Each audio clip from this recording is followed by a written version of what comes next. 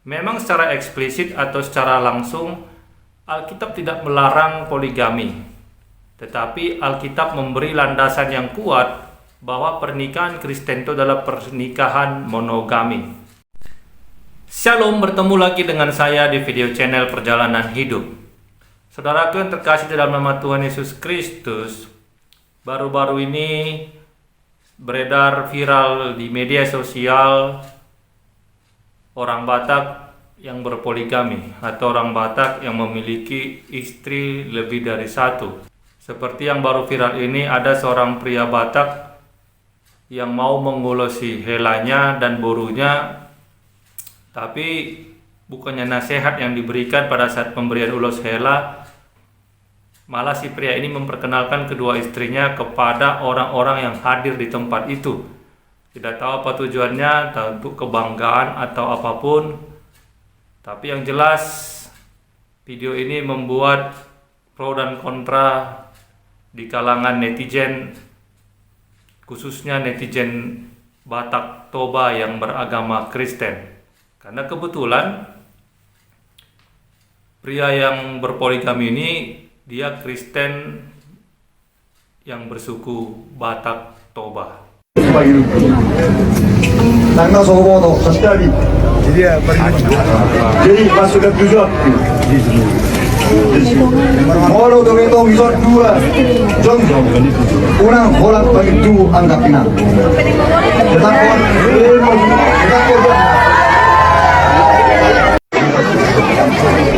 ini masukkan tujuan ini. Baru dunia baru bagi tubuh. Hormat sonerok ni anak kali tahe.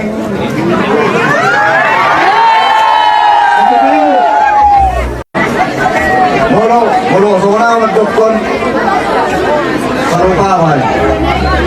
Alam dalam kejadian minang. Moro mentaya baru doaku. Orang mengkarwin. Moro ditobot do inang keudahun ada tu terbasa. Hormat udah manggulahun. Saudara. Ada suaranya.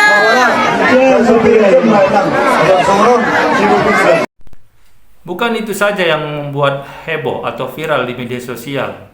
Ada juga kemarin sulang-sulang pahopu atau manggarar adat yang dilakukan oleh marga Manulang kepada hula-hula dari istri keduanya, yaitu marga Rambe, di mana juga dihadiri oleh istri pertamanya, yaitu Boru Hutahayan.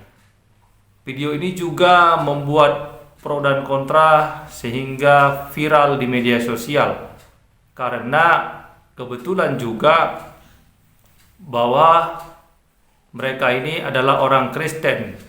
Hanya saja pada pernikahan yang kedua itu dilakukan bukan di gereja tetapi dengan pasu-pasu raja.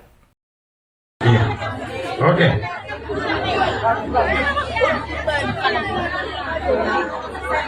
Agak kamu so, asal ini kadidik kedua so.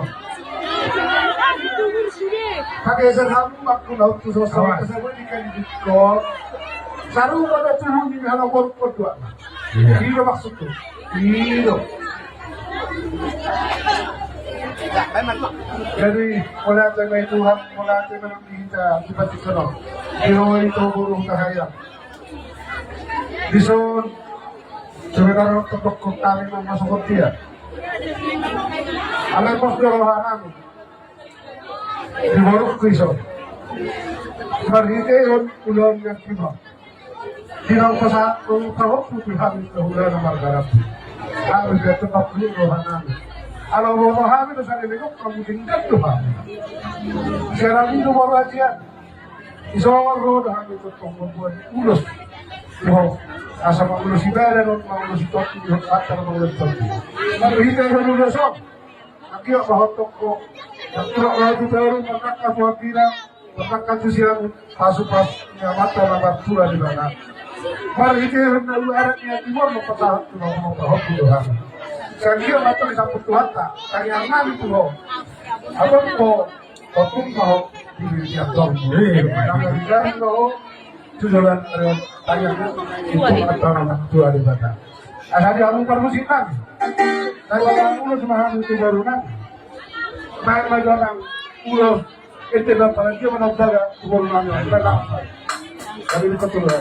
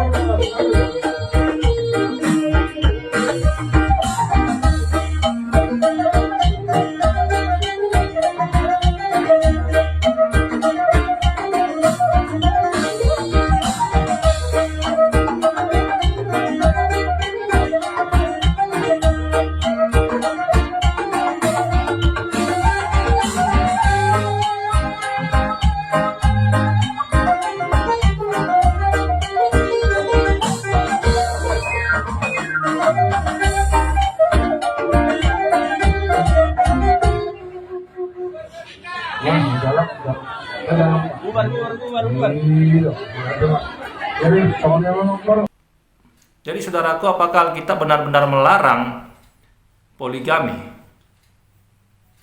Kalau kita melihat dalam kitab Perjanjian Lama, itu banyak sekali tokoh-tokoh Alkitab yang berpoligami. Sebut saja Lamek, itu adalah tokoh Alkitab pertama yang memiliki istri 2. Kemudian ada Abraham, yang mana kita tahu Abraham juga memiliki 2 istri, yaitu Hagar dan Sarah, di mana Hagar ini adalah budaknya Sarah. Kemudian ada Yakub, yang kita tahu juga Yakub memiliki 4 istri. Kemudian ada Daud, Daud juga punya banyak istri. Apalagi Salomo, dia memiliki ratusan istri dan ratusan gundik, yang diperkirakan semuanya berjumlah 1000 orang. Tetapi pernikahan poligami yang dilakukan mereka itu memiliki konsekuensi, yaitu di mana banyak kehancuran rumah tangga yang mereka alami.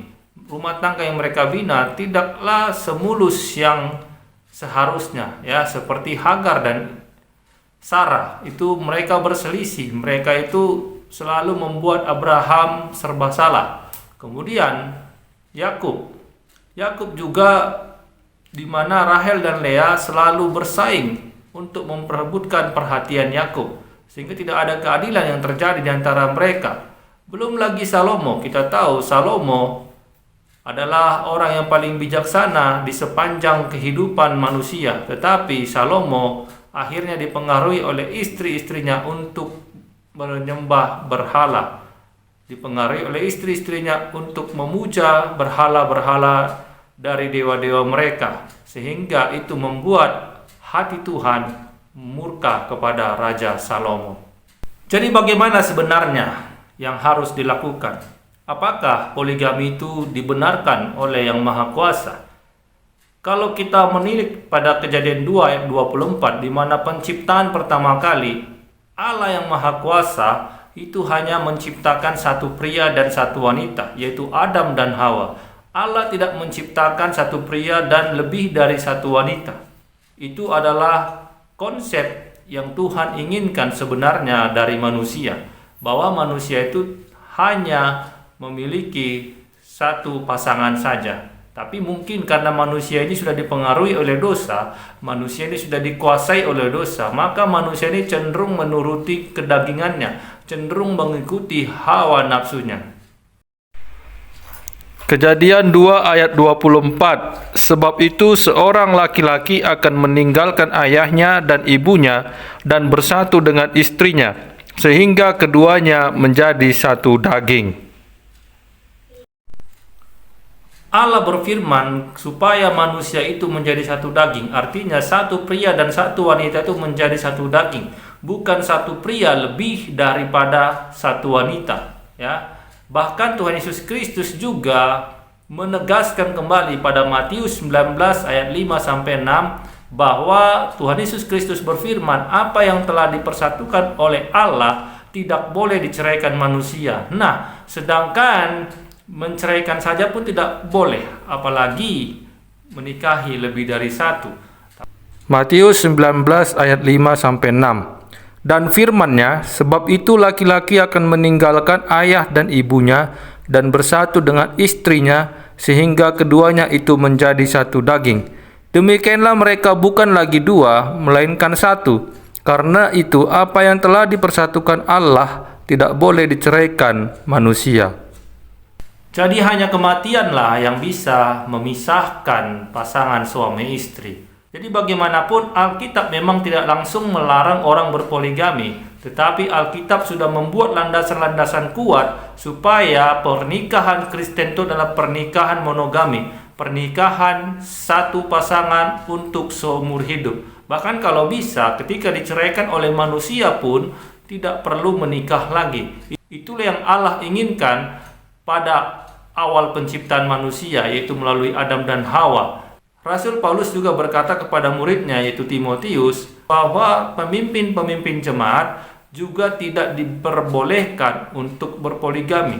Ya jelas, pemimpin-pemimpin jemaat haruslah orang yang memiliki satu istri. Jika dia ingin menjadi seorang pemimpin di tengah-tengah bangsanya, maka dia haruslah memiliki satu istri. Itulah yang dikatakan oleh Rasul Paulus kepada muridnya Timotius. Sehingga apa yang telah difirmankan Allah di kitab Kejadian 2 ayat 24 tadi pada saat penciptaan Adam dan Hawa itu benar-benar terjadi. Itu harus dilakukan di dalam kehidupan umat manusia. 1 Timotius 3 ayat 2. Karena itu penilik jemaat haruslah seorang yang tak bercacat, suami dari satu istri, dapat menahan diri, bijaksana, sopan, suka memberi tumpangan, cakap mengajar orang.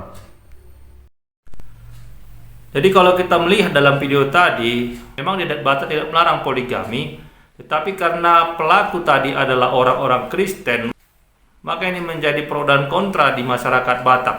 Ya, jadi kita berbicara berdasarkan Alkitab, berdasarkan kebenaran firman Tuhan dan peraturan-peraturan yang ditetapkan oleh gereja melalui ayat-ayat yang telah kita baca tadi. Jadi saudaraku terkasih dalam nama Tuhan Yesus Kristus, setialah, karena Kristus juga telah memberikan teladan kepada kita untuk tetap setia. Setia kepada pasanganmu, satu untuk selamanya. Itulah yang Tuhan inginkan, itu yang Allah inginkan. Jangan turuti hawa nafsumu, jangan turuti kedaginganmu, jangan turuti kemauan dunia ini, karena itu bertentangan dengan kebenaran firman Tuhan. Dan firman Tuhan sudah menjelaskan bahwa pernikahan yang ideal itu menurut Allah adalah pernikahan satu pasangan untuk seumur hidup.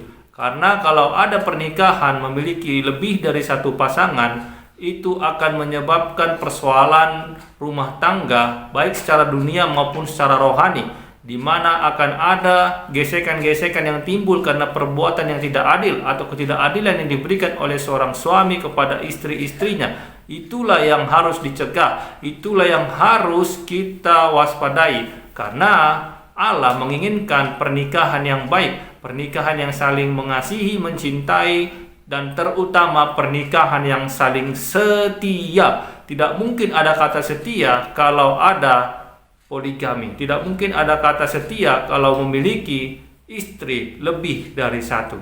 Jadi saudaraku terkasih dalam nama Tuhan Yesus Kristus, firman Tuhan tegas, memang tidak secara langsung melarang poligami, tapi landasan-landasan yang diberikan oleh firman Tuhan itu sangat kuat menegaskan bahwa kekristenan tidak menerima poligami. Demikian video ini saudaraku terkasih dalam nama Tuhan Yesus Kristus. Sampai jumpa di video selanjutnya. Tuhan Yesus Kristus memberkati kita semua. Amin.